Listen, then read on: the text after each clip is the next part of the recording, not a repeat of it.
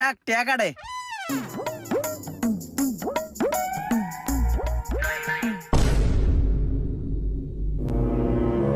শোনো ইমরান, তুমি তো একজন বিচক্ষণ মানুষ। তোমার কাছে আমি একটা বিচারের সলিউশন চাই।